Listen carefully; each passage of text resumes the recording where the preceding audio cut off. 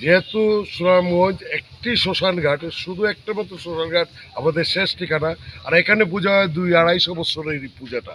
এখানে আমরা যে পুজোটা করি, এই পুজোটা আমরা জাতি, ধর্ম, বর্ণ নির্বিশেষে সবের সম্মিলিত প্রচেষ্টাই আমরা এই পূজাটা উদযাপন করি এবং আনন্দ উপভোগ করি। বর্তমান যে কালী পূজা, শ্মশান কালী মার পূজার যে বিষয়, আগে আমাদের যে অরুণ দেব সাধারণ সম্পাদক উনি যা বলছেন, তার প্রেক্ষিতে বলতেছি যে আমাদের যে বর্তমান যে অবস্থা, আমরা প্রায় শেষের দিকে। আশা করি যে সুনামগঞ্জের জনগণ এবং বাইরের যারা আছে, যারা আসবে, সবার আশীর্বাদে এবং সবার সহযোগিতায় আমরা আমাদের পূজা সুষ্ঠু এবং সুন্দরভাবে পরিচালনা করার জন্য আমরা সেইভাবে প্রস্তুতি নিয়েছি। এখানে সবার সহযোগিতা এবং সবার অংশগ্রহণ থাকতে আমরা খুব আনন্দিত।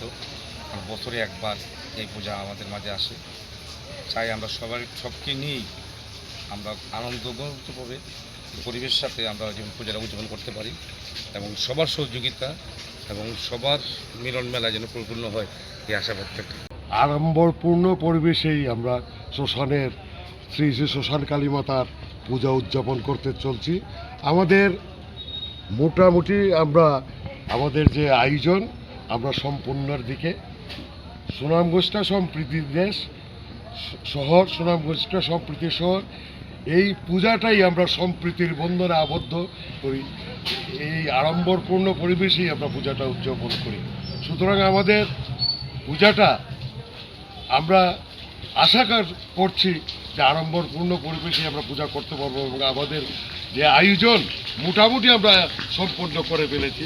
কালকে আমরা মায়ের চরণে পুষ্পার্ঘ অর্পণ করতে আমরা পারবো বলে আশা করি।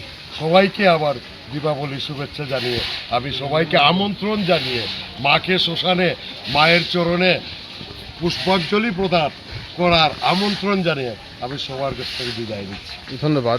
পরিচালনা কমিটি আমরা একটু অসুবিধা এবং সমস্যাজনিত কারণে আমরা এবার সবার ঘরে ঘরে নিমন্ত্রণ পত্র পৌঁছাতে পারি নাই, যার কারণে এটার জন্য আমরা কমিটির পক্ষ থেকে আমরা সবাই আপনাদের কাছে ক্ষমা প্রার্থনা। আপনারা সবাই এটা ক্ষমাসুন্দর দৃষ্টিতে দেখে আমাদের মার পূজার মধ্যে সবার অংশগ্রহণ আমরা কামনা করি। আর আমাদের যদি কোনো ভুল ত্রুটি হয়ে থাকে, আপনারা সেই জিনিসটা আমাদেরকে ক্ষমাসুন্দর দৃষ্টিতে দেখে আমাদেরকে সহযোগিতা করবেন, এটাই আমাদের প্রার্থনা। দর্শক, তিনি যেটা বলছিলেন সুনামগঞ্জের শ্মশান কালী পূজার কোষাধ্যক্ষ, যে তারা ঘরে ঘরে চিঠি পৌঁছাতে পারেননি বিভিন্ন কারণে, তাদের ত্রুটির কথা তিনি বলছিলেন। সেটাই তারা আহ্বান করেছেন যে সুনামগঞ্জের যারা রয়েছেন মাইকিংয়ের মাধ্যমে প্রচার করছেন, একাধিক বিভিন্ন মিডিয়ার মাধ্যমে মাইকিংয়ের মাধ্যমে তারা প্রচার করছেন এবং তারা আশাবাদী যে সুনামগঞ্জে যারা আপাবর জনসাধারণ রয়েছেন সর্বধর্ম নির্বিশেষে যে সুনামগঞ্জের যে ঐতিহ্য রয়েছে, যে শ্মশান সম্প্রীতির শহরের যে ঐতিহ্য রয়েছে, সেই ঐতিহ্য অনুযায়ী এই পুজোটাও খুব সুন্দরভাবে সমাপ্ত হবে।